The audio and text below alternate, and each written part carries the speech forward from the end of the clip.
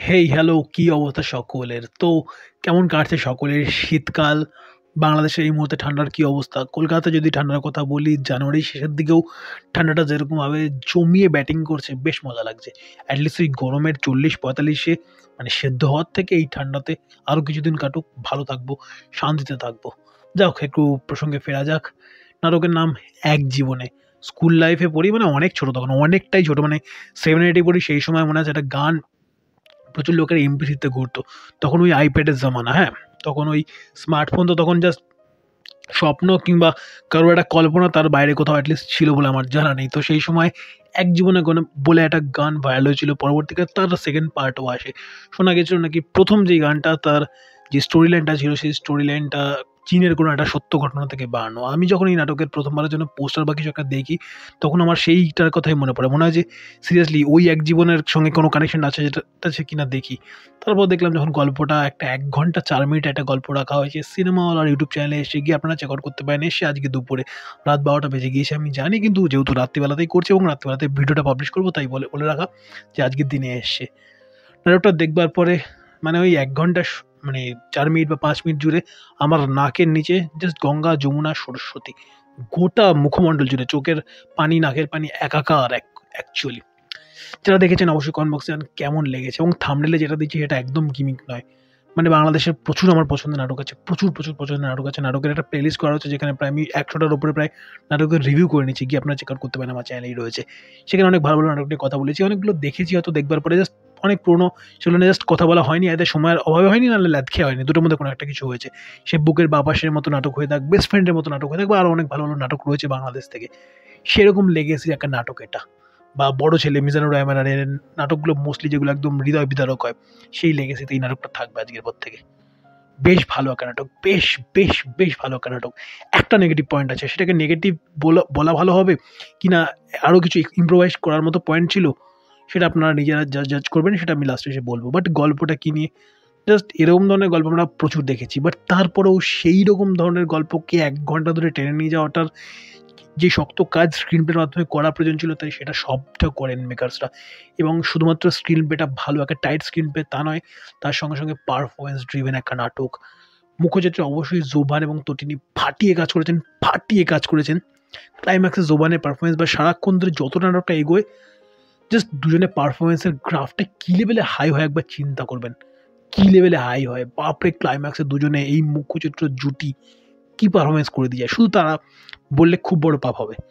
পার্শ্ব চরিত্রে স্পেশালি মা হিসেবে যিনি কাজ করেছেন এখানে, তটিনীর মা হিসেবে, এবং অবশ্যই বন্ধু, জোবানের বন্ধু রোলটা যিনি করেছেন, তাদের দুজনের নাম আমার জানা নেই। বাট তারা দুজনে যেই স্ক্রিন টাইমটুকু পেয়েছেন, তার মধ্যে দুর্দান্ত পারফরম্যান্স। একটা জায়গাতে হয় সে কেবিন থেকে কাঁদতে এসে একটা সিঁড়ির চাতাল বা ওরকম একটা জায়গাতে মাঝখানটাতে দাঁড়ায়। সেখানে তার পারফরম্যান্স দেখবেন। সে বলে, "তোমাদের সকলের কষ্ট আর একটা মায়ের কষ্ট।" ওই জায়গাটাতে জাস্ট চোখে জল আটকে রাখা যায় না। সেই পারফরম্যান্স। কিংবা একটা জায়গাতে বলে, "আমার তো বোন নেই, তো এই কটা টাকা রাখ।" জোবানের বন্ধুটা বলে, "আমি ওকে বোন বলেছি।" ওই জায়গাতে তার পারফরম্যান্স দেখবেন, তার চোখের মধ্যে ওই অসহায়তাটা, তার চোখের মধ্যে ওই একটা আরতি, নিজের না হোক সম্পর্ক। ওই যদি আমরা আনন্দের ভাষাতে বলি, রিশতে খুন সে নেহি, নিয়াত সে বনি জাতি হ্যায়। ওই যে বিষয়গুলোতে যদি মাথায় রাখি, তাহলে ওই জায়গাটাটুকুতে আপনাদের ফিল হবে। পারফরম্যান্স ড্রিভেন একটা নাটক। এবং যে সিনগুলো, স্পেশালি একটা বিয়ের সিন রয়েছে, ওই সিনটাকে যেভাবে ডিজাইন করেছে, ফিল হয় মানে তাদের জন্য হয়তো অনেক ভালো লাগার মুহূর্ত। বাট আপনি বা ওই বিয়ে থেকে যখন তারা ফিরছে আবার কেবিনে, ওই জায়গাটাতে আপনি শুধু দেখবেন, হয়তো অনেকটা ভালো লাগার মুহূর্ত। বাট আপনি যখন দর্শক হিসেবে যখন কানেক্টেড হয়ে পড়বেন না চরিত্রগুলোর সঙ্গে, আপনার চোখ থেকে জল আপনি আটকে রাখতে পারবেন না। হুম, বেশ ভালো আপনার উপর দিয়ে যাবে, একটা রোলার চালানো হবে গোটা স্ক্রিন প্লে দিয়ে। ভালো একটা নাটক, নিঃসন্দেহে দেখুন। ভালো, চোখের জল আসার জন্য ভালো কি না ইমপ্যাক্টফুল আমি জানি না।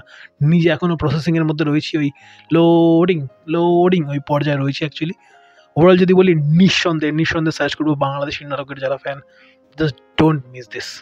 যারা দেখেছেন অবশ্যই কমেন্ট বক্সে জানান কেমন লেগেছে আপনাদের। এবং যেটা বললাম একটা ইম্প্রোভাইজের পয়েন্ট, সেটা হচ্ছে একটা জায়গাতে একটা ডায়েরি খোলা হয়, খুলে তার একটা পাতা দেখিয়ে বন্ধ করে দেয়। আমার মনে হয় স্ক্রিন পেতে ওই ডায়েরির মেটেরিয়ালটাকে দিয়ে টোটাল স্ক্রিন পেটাকে সাজানো উচিত ছিল, বা গেলে হয়তো আরো ভালো একটা নাটক আমরা পেতাম, আরো অনেক বেটার একটা নাটক আমরা পেতাম। এই নাটকটা নিঃসন্দেহে খুব ভালো নাটক। বলে না, মানুষের চাওয়া পাওয়া শেষ নেই, সেই থেকেই বলা অ্যাকচুয়ালি। তো স্ক্রিন প্লেতে এই পুরনো বা আগের টাইমলাইনের আরেকটু ঘটনা যদি দেখি সেটাকে ইন্টারকাটে ব্যাক অ্যান্ড ফোর্থ করে যদি সেটা ট্রিটমেন্টটা হতো, আমার মনে হয় ওই 1টা ঘন্টা আরও অনেক বেশি ইম্প্যাক্টফুল হতে পারত এই নাটক এক জীবনের জন্য। এবং নাটকটা যখন শেষ করি মনে হয় যে এত স্বপ্ন ভাঙার দুনিয়ায় এরম সম্পর্কগুলোই বোধহয় সত্যি হয়ে আসে। রূপম ইসলামের গানের লাইন ধার করেই বলা অ্যাকচুয়ালি, স্বপ্ন ভাঙার পৃথিবীতে সত্যি হয়ে এলে তুমি। এই তুমি কোথায় তার পরিণতি জানি না আমরা, বাট এরকম সম্পর্কগুলোর ওপরেই বোধহয় আজও ভালোবাসা বাঁচে, আজও সম্পর্কের বুনিয়াদগুলো এত মজবুত হয়ে থাকে। যখন দেখি আশেপাশে এত স্বপ্ন ভাঙছে, অত এরকম স্বপ্ন, এরকম মানে সত্যিগুলোই স্বপ্ন দেখতে, স্বপ্ন দেখাতে অনেক বেশি করে ইন্সপায়ার করে। যারা দেখেছেন অবশ্যই কমেন্ট বক্সে আপনাদের কেমন কি লেগেছে, এবং শেষ করার পরে একটা ভাবুক মোডে গিয়েছেন, ভাবুক একটা ভাইব পেয়েছেন, থেকেছেন তার মধ্যে, অবশ্যই কমেন্ট বক্সে জানাতে বলবেন না। ভিডিও ভালো লাগে লাইক করুন, ভিডিওটাকে শেয়ার করুন, ভিডিওটাকে প্রথমবারের জন্য চ্যানেল দেখে থাকলে চ্যানেলটাকে সাবস্ক্রাইব করে পাশাপাশি পাশে থাকা বাটনটাতে অল নোটিফিকেশন অন করে চ্যানেলের সঙ্গে থাকতে বলবেন না। ভালো থাকুন, ভালো রাখুন এবং অবশ্যই পাশের মানুষটার সঙ্গে থাকুন। বাই বাই, গুড নাইট, শুভরাত্রি।